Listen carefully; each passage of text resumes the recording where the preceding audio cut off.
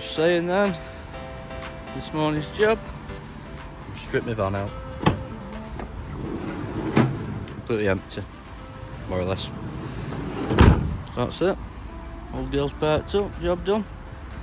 So yeah, it's been a good van. Yeah, so the one thing in life that happens is change. So that's everything out at the van. Job done. Now there is a reason why I took everything out of my van. I'll explain that reason to you now. It wasn't an easy decision, but this one that I've done. So yeah, and this is the reason why I've done it. New van day, so it's 21 plate, which is quite nice actually, and she's automatic as well. So yeah, bit sad to see the old girl go, the old R100. We've had it about 12 months. We've got about 38,000 miles in her. So yeah, so this one's got twin side loading doors on it, which is better. So hopefully it will be a good one. I've not made the wrong decision by having it.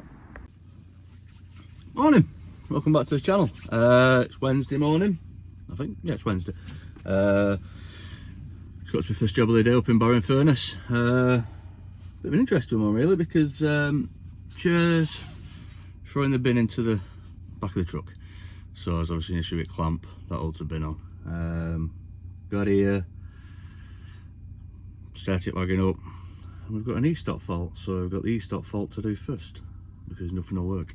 So we'll crack on and have a look at that. What a week in new van now, and yeah, wow, what a van it is. Well impressed with it, well impressed with it. I never thought to like an auto gearbox in a van, but very impressive. So yeah, that's all good, all happy with that. Not filmed out for a week or so, just not really had time, been a bit busy, nothing, no interesting jobs really to video or anything like that, so I haven't done. So yeah, that's pretty much it really. So we'll crack on, have a look at this and see what it's throwing at us. So yeah, they never mentioned an e-stop fault on it when I got here. Give me keys and just said, yeah, it's near side chair, mate. So I'll have to look what the e-stop fault is first, won't we? Get that sorted, and then once we've sorted that, we'll sort the chair out. So yeah, let's go and have a look at it. Yeah, so I was saying it's letting go up bins and letting bins go into the back. Where it is now, fetch the chair up, and that should be clamped hold at bin. We get out of that. It's not holding bin there. So what it is this ram here, just a gas strut, just wants changing. So we'll get that changed and try a bin on it. Right, so I've had to cut end off that pin because it had been burred over, so it won't come through that bracket. And this top pin here, you can see it's got a little Allen key in there, which is nicely rounded off.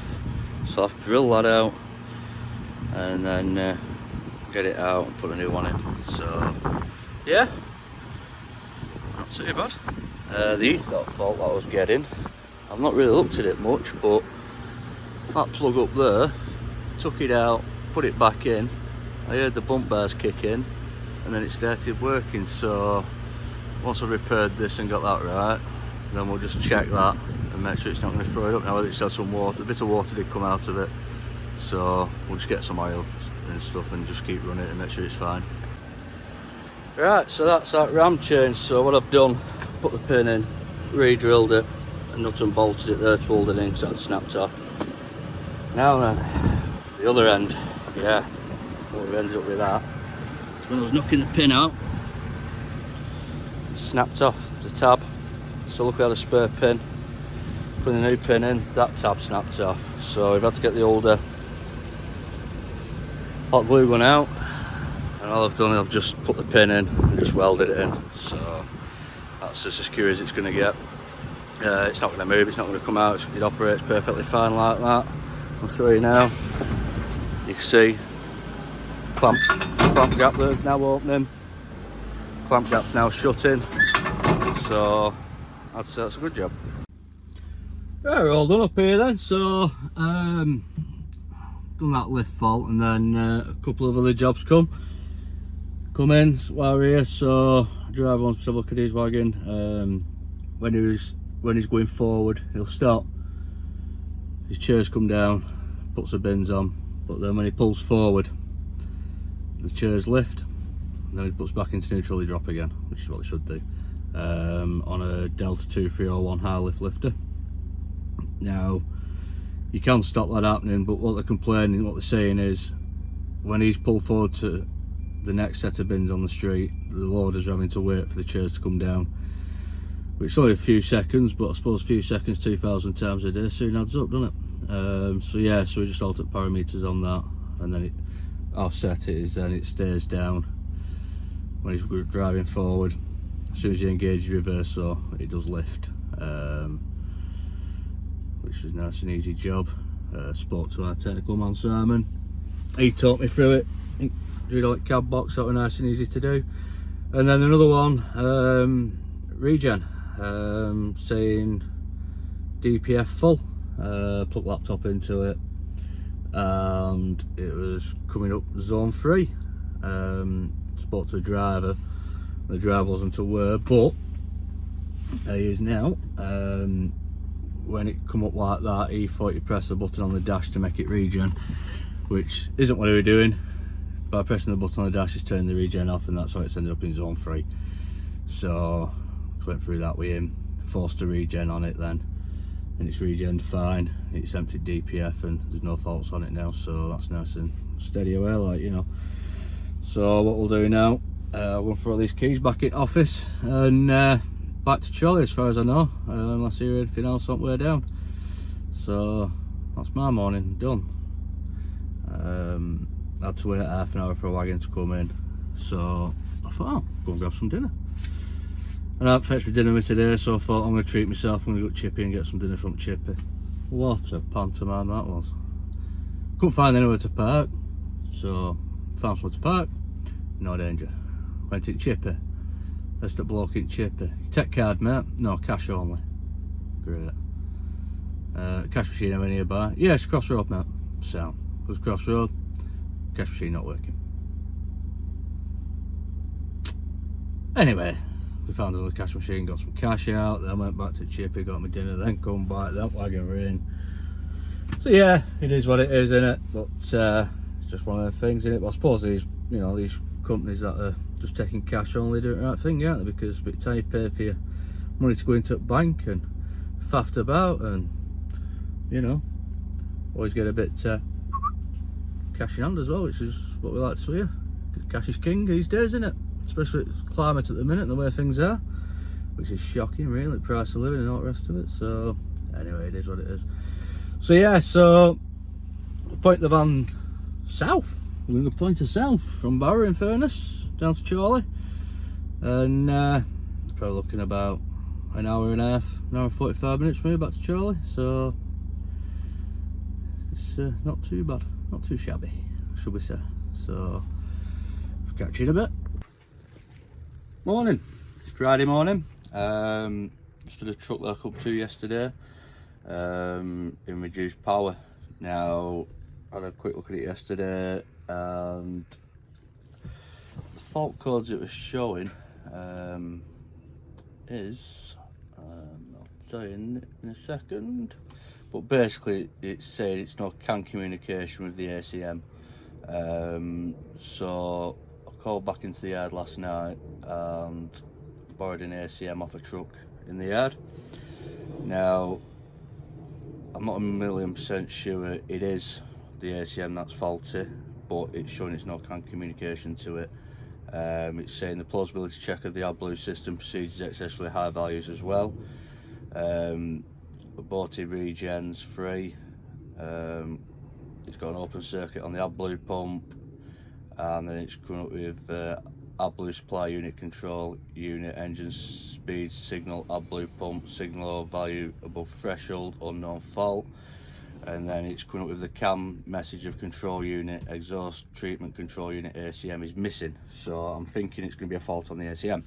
So like I said, what I've done, I took an ACM off a truck last night, come back up here this morning, and we're just going to have a look at it now. What I did last night when I was home, I had a bit of a research on it, and a couple of forums where people are saying if the AdBlue lines are blocked, or if the filter's blocked, then that could also cause the same issue. Whether that's right or not, I don't know. It's not a fault I've ever come across on one of these before, so it's all a school day for me. Let me bobble. Got any that? Got that with a bobble on. So yeah, so what we're going to do, we'll set to it now. I'm just going to initially fault scan it again. I'm just going to put laptop on, quick scan again, just make sure I'm coming up with the same fault codes before we delve into it, and see what's what. Morning, Saturday morning, Easter weekend. So this morning we were customers and they've got a gearbox fault. It's not too bad. Welcome back to the channel anyway. Can I apologise for the lack of recording this last couple of weeks I say. We'll get downside after the reason why we haven't been doing much recording. Now, let's reverse.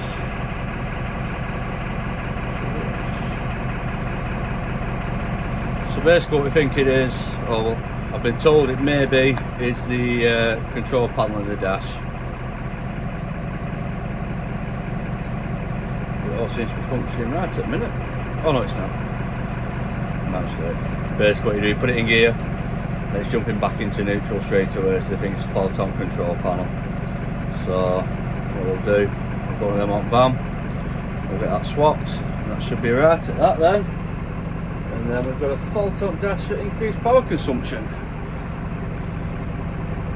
So, increased power consumption. So what we'll do with that, we'll plug laptop in, have a quick look at that as well while we're here. And then we'll see how we get on with that. That should be a nice steady job for a Saturday morning. Yeah, so the lack of recording. I can apologise. This last couple of weeks, it's been one of them couple of weeks where I haven't really had much chance to record. Content wise, some of the jobs I could have recorded which I haven't done, I should have done, so I can only apologise for that. So we're back on it now, so there should be plenty more videos coming, hopefully, fingers crossed. So yeah, so what we'll do, we'll get this swapped over, get laptop plugged in, see where I've got a MR fault on dash and engine management light flashing, and see what that's telling us, so we can do something with that while we're here. So yeah, as you'll see in the quick clip I've just put on before this, got the new van. This is my third week in her now, and wow, what a van, what a van. I never thought I'd like an automatic gearbox in a van. Now I'll tell you the reason for that, and the reason for that is I once drove a Transit Custom which was auto, and it was bloody awful, and I mean awful. It didn't know what gear it wanted to be in, it was up down gearbox, it was faffing about, didn't like it at all. So when I got this one, being auto, I was very sceptical on it. Now all I can say is, Mercedes, you've nailed it. What a gearbox that is, fantastic, and it's got the flappy paddles on steering wheel as well. So what I have found is, between like, if you're doing 70 mile an hour up motorway, slight incline, it'll kick itself down a gear. You just knock it back up one and it just holds it in that gear then, so it stops it having excess, which is fantastic. Now I think we're getting 28 to 30 gallon out of my old van, and I'm actually getting more gallon out of this one, which I didn't think I would do. It's averaging 30 to 31 miles per gallon, not much, but with price of fuel these days it's all there, isn't it? So yeah, I'm happy with it, very happy with it. And then get this done today. Easter Sunday tomorrow, so we're off tomorrow, off yesterday, it being Good Friday. I'm on call Monday, so if we get any call outs on Monday, we'll get that video and you can see what's happening there. Big job to do when I get home this afternoon. Darcy wants to see Irene on a bike, so probably have to YouTube that or Google it or something, see how to do it. Sounds a bit of a technical job to me, that one. So yeah, anyway, enough chatting, let's crack on. So let the destruction begin. 4 bolts, 4 screws, and then pull that centre panel out like so, or maybe not like so. And then as you can see here at the back, two 10mm and a plug, and that releases the Allison control panel. So not too bad to get to really. So what we'll do, get this unplugged now, and then unbolt it, get new in, and let's see if it's holding itself in gear then. Would you believe it? That seems to have sorted it. So thumbs up to the man that diagnosed that. I think it was the mechanic that diagnosed it on one of our vehicles. So look at that, and it's holding itself in gear and not jumping back into neutral. When I first fired it up, put it in gear like that, it selects first gear, and then what it was doing, it jumping straight into neutral then. But now it's not, it's holding itself in gear. So yeah, so what I'll do, I've got bolt here, bolt at that side, bolt at the top there, bolt at the top there, 2 screws here, 2 screws there, and then this panel here literally just pushes back on, just clips in, and then we'll get the laptop on it and see why we've got an engine management light on. Yep, so that's all dashed back together now. Just put the laptop in, it's just scanning it to see what's wrong with it. The engine management light being on, it is blinking light, so we'll see. I was watching a lad on YouTube.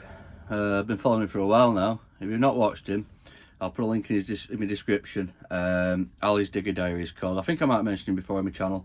He works for Gordon's up at Carlisle on the Doosan's, and I was watching him yesterday, and he was on about product support and stuff like that, and different products, and saying that you know,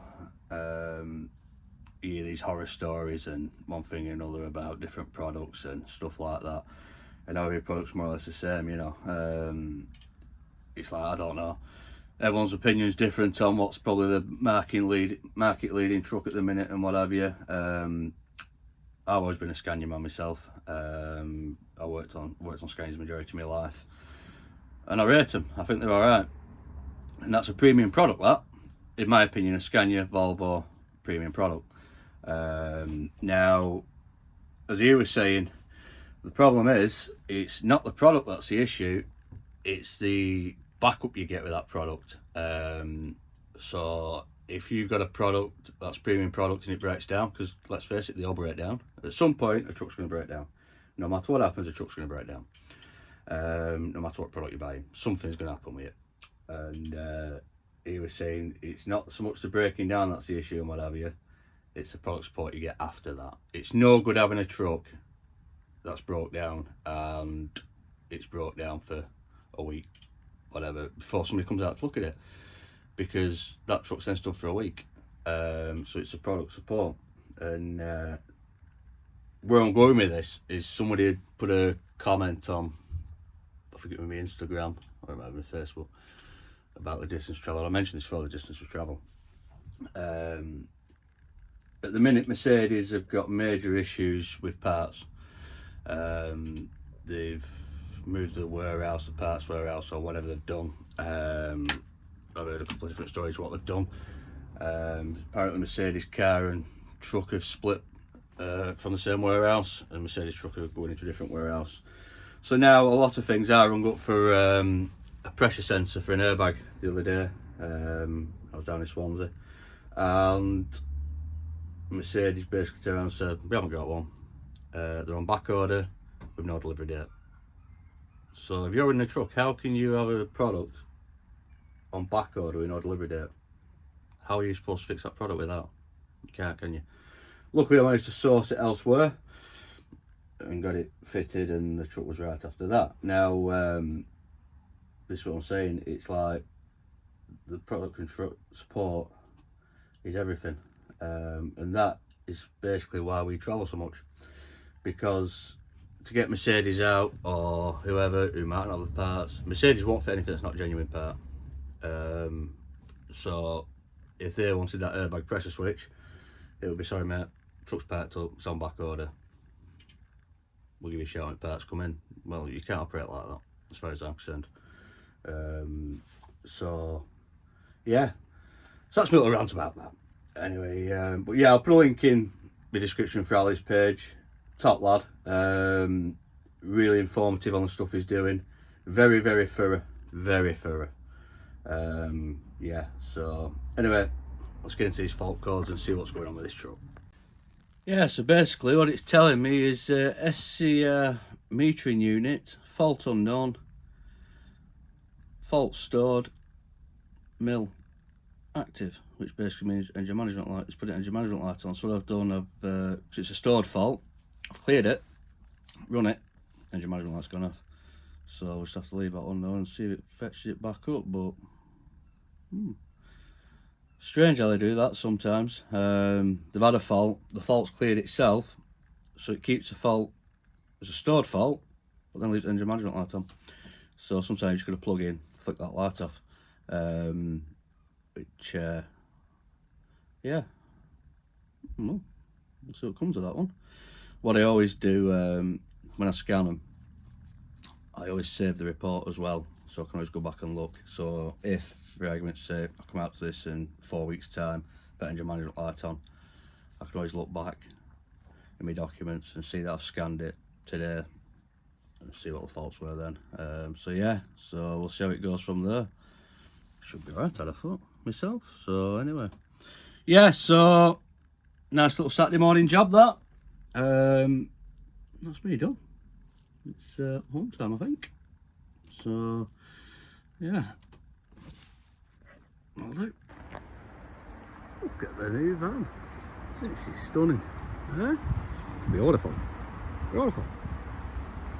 Now you can see I put my window deflectors on them, but the problem is a wee bit short. Not much short, but a little bit short. But yeah, right. So that's us back home now. There was the one job I forgot, which I remembered on my way back. Need a battery for the car because battery's a bit too bad, as you would say. Now the other day I'd looked on, I think it was Alfred's. I don't know why I'd looked on Alfred's website, because we all know what Alfred's are like. Noted £120 for a battery for the car, and I thought, where are they getting prices from? So on my way back, I called into Euro Car Parts in Wigan. Grand lads there, can't fault them. I've got a battery, same sort of standard of battery, not an expensive one, just cheap and cheerful, 60 quid. So how can Halfords charge 120 when Euro Car Parts are 60? Absolutely ridiculous. Anyway, so I've got that to fit now. Might be a bit technical, but there's always YouTube or Google if I get stuck on that one. And yeah, and I've got Darcy's bike seat to hire. I'm gonna get that right, haven't I? Because that is one tricky customer, is that one. You know what I mean? Get that wrong, I will be in bother. So yeah, so what we'll do, we'll wrap this up now, and hopefully we'll be able to get some good content next week. Like I said earlier, I'm on call Monday, so I'll be getting a call outs Monday. I'll video them and we'll see what's happening. One of the lads were on call yesterday, and then I'm on call Monday. So that's easy enough, innit? I don't mind doing call out. It's something different, innit? So yeah, so look after yourselves and stay safe.